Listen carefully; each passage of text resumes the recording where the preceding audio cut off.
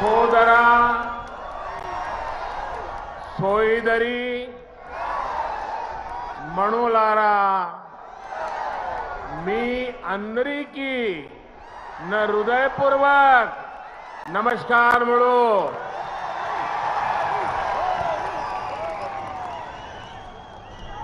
महान क्रांतिकारियों की धरती तेलंगाना को मेरा शत शत प्रणाम. आज मुझे तेलंगाना के विकास को और गति देने का पुनः सौभाग्य मिला. थोड़ी देर पहले ही तेलंगाना आंध्र प्रदेश को जोड़ने वाली एक और वंदे भारत ट्रेन को हरी झंडी दिखाई गई है. ये आधुनिक ट्रेन अब भाग्यलक्ष्मी मंदिर के शहर को भगवान श्री वेंकटेश्वर धाम तिरुपति से जोड़ेगी.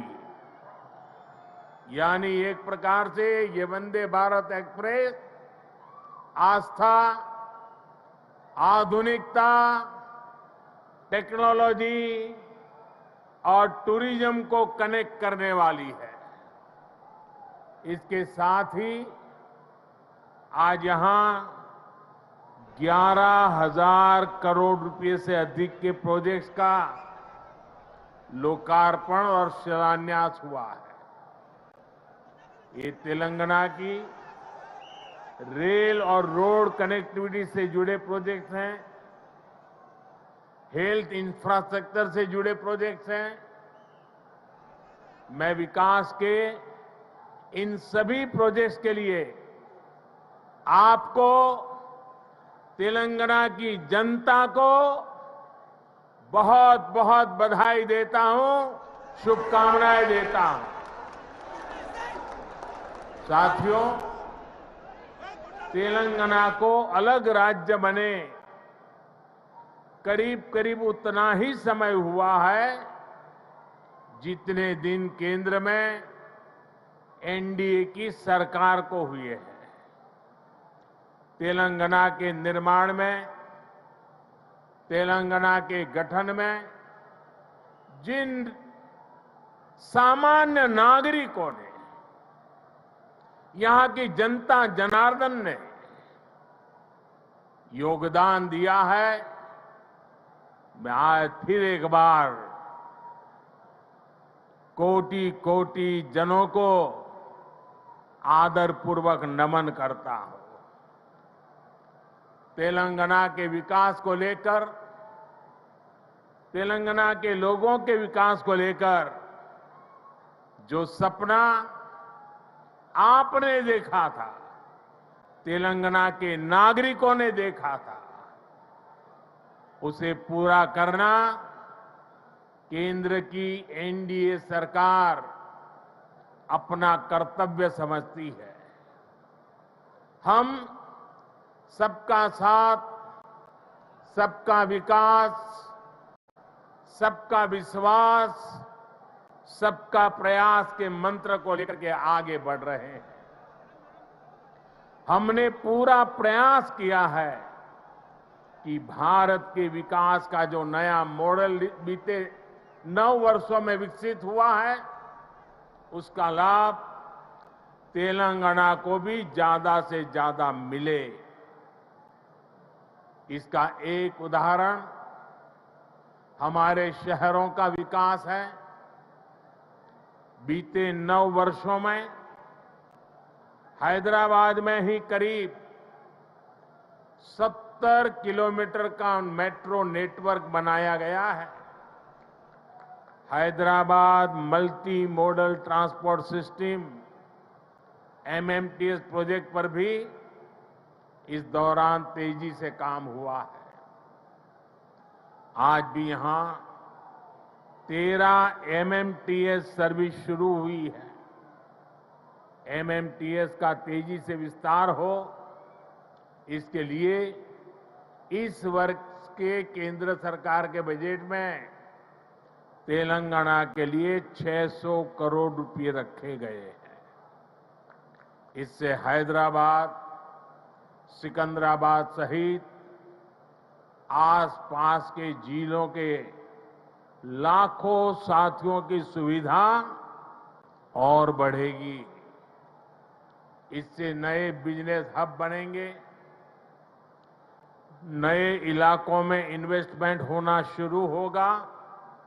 साथियों, 100 साल में आई सबसे बड़ी गंभीर महामारी और दो देशों के युद्ध के बीच आज दुनिया भर की अर्थव्यवस्थाओं में बहुत तेज गति से उतार चढ़ाव हो रहा है। इस अनिश्चितता के बीच भारत दुनिया के उन देशों में से एक है जो अपने इंफ्रास्ट्रक्चर को आधुनिक बनाने के लिए रिकॉर्ड निवेश कर रहा है। इस साल के बजट में भी 10 लाख करोड़ रुपए आधुनिक इंफ्रा के लिए अलॉट किए गए हैं। आज का नया भारत, 21वीं सदी का नया भारत तेजी से देश के कोने कोने में मॉडर्न इंफ्रा बना रहा है। तेलंगाना में भी बीते 9 वर्षों में रेलवे बजट में लगभग 17 गुना की वृद्धि की गई है। अभी अश्विनी जी आंकड़ा दे रहे थे। इससे नई रेल लाइन बिछाने का काम हो, रेल लाइनों की डबलिंग का काम हो या फिर इलेक्ट्रिफिकेशन का काम हो, सभी कुछ रिकॉर्ड तेजी से हुआ है। आज जिस सिकंदराबाद और महबूबनगर के बीच रेल लाइन की डबलिंग का काम पूरा हुआ है, वो इसी का उदाहरण है। इससे हैदराबाद और बेंगलुरु की कनेक्टिविटी भी बेहतर होगी।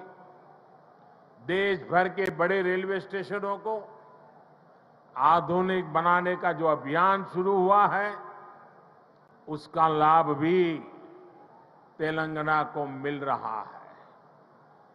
सिकंदराबाद रेलवे स्टेशन का विकास भी इसी अभियान का हिस्सा है। साथियों, रेलवे के साथ ही केंद्र सरकार द्वारा तेलंगाना में हाईवे का नेटवर्क भी तेज गति से विकसित किया जा रहा है। आज 4 हाईवे प्रोजेक्ट्स का शिलान्यास यहां हुआ है।